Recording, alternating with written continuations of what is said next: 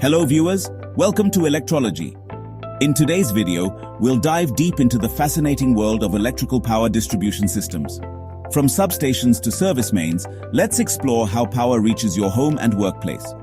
Don't forget to like, comment, share, and subscribe to our channel for more insightful content. An electrical power distribution system provides power to individual consumer premises. Unlike long-distance power transmission, distribution operates at much lower voltage levels. It's a critical part of ensuring reliable electricity delivery to consumers. Distribution networks consist of several key components: distribution substation, primary distribution feeder, distribution transformer, distributors, and service mains.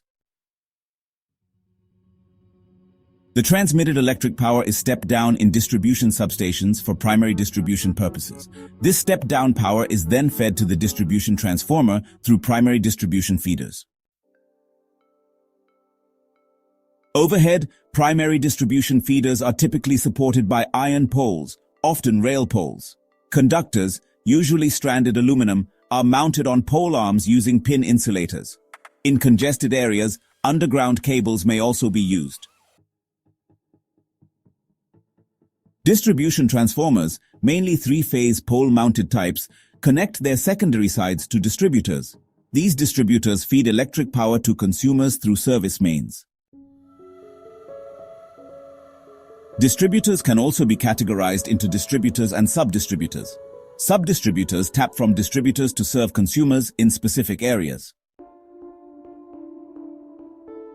In power distribution, feeders and distributors both carry electrical loads, but their roles differ.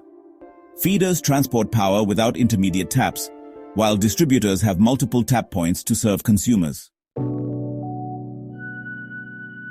The radial electrical power distribution system was an early method where feeders directly connected substations to primary distribution transformers.